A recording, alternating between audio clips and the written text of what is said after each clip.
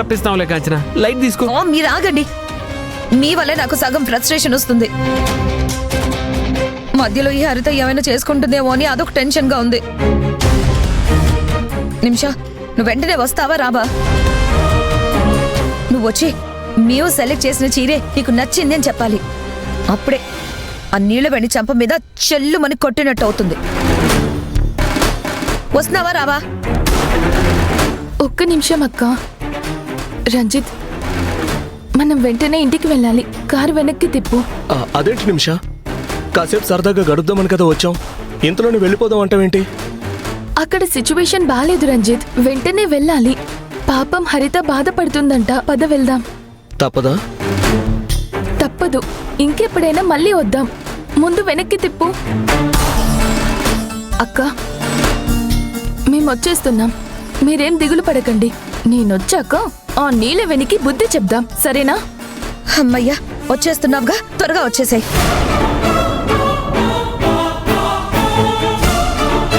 హరిత, నువ్వు బయటకు రా. నిమిషం వస్తుంది, దాని పరువంతా తీస్తుంది. అమ్మ మా ఊళ్ళమ్మ తల్లి, ఎలా అయితేనేంటి నిమిషమని వెనక్కి రప్పిస్తున్నాను. నాకదే చాలు. నన్ను వీళ్ళు అవమానించినా ఏమీ పర్వాలేదు. ఈ ఇంటి బిడ్డకి అన్యాయం జరగకపోతే నాకదే చాలు. ఆ రంజిత్ నుంచి నిమిషంని ఎలా కాపాడుకోవాలో అనుకున్నాను. ఆఖరికి ఈ విధంగా దారి చూపించావా? ఇకపై నిమిషమ్మ దగ్గరికి వెళ్లాలన్నా ఆ రంజిత్ భయపడేలా ఏదో ఒకటి చెయ్యాలి.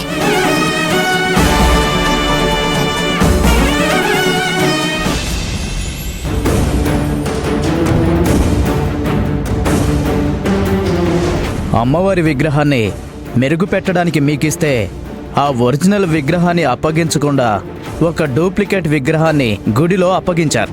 అందుకే మిమ్మల్ని అరెస్ట్ చేయడానికి వచ్చాం. శాంతి చావుకి మీరే మూల కారణం అని చెప్పడానికి ముఖ్యమైన సాక్ష్యాలు మా దగ్గరున్నాయి. ఇక మీరు తప్పించుకోలేరు.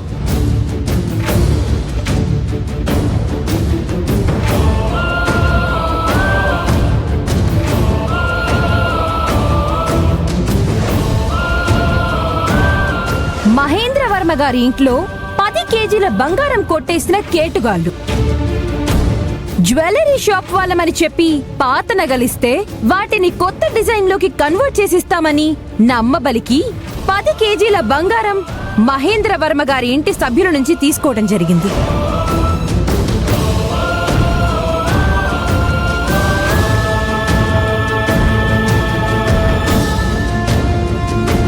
అమ్మ కాదంబరి, అమ్మ కాదంబరి, నిన్నే.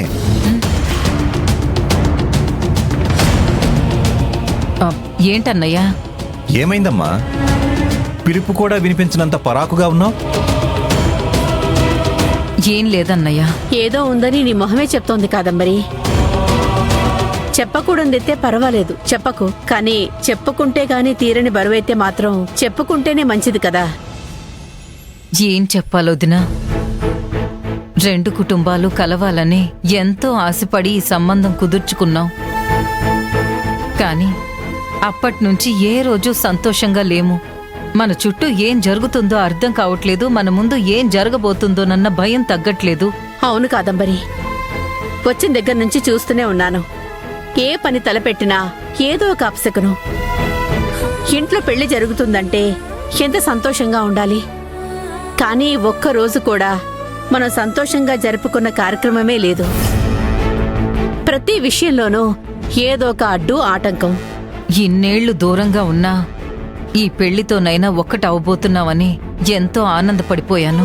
కానీ ఆ ఆనందం ఒక్క పూట కూడా అనుభవించినట్టు లేదు. కరెక్ట్గా చెప్పావు కాదంబరి. నా మనసుకు కూడా అదే అనిపించింది. రంజిత్ జాతకం ప్రకారం 3 నెలల్లోపే పెళ్లి జరగాలని అమెరికా నుంచి అన్నీ సర్దుకొని ఇక్కడికొచ్చాం. అదృష్టవశాత్తు నీ కూతురుతోనే రంజిత్కి పెళ్లి కుదిరేసరికి మేము చాలా సంబరపడిపోయాం. కానీ ఆ సంబరం చుట్టూ ఏదో ఒక సమస్య అల్లుకుంటూనే ఉంది. కాదంబరి, ఈ ఇంట్లో ఎప్పుడు ఏ శుభకార్యమైనా మీ సిద్ధాంతి గారు లేకుండా జరిపించమని అప్పుడప్పుడు చెప్తుండేదానివి కదా. అవునన్నయ్యా.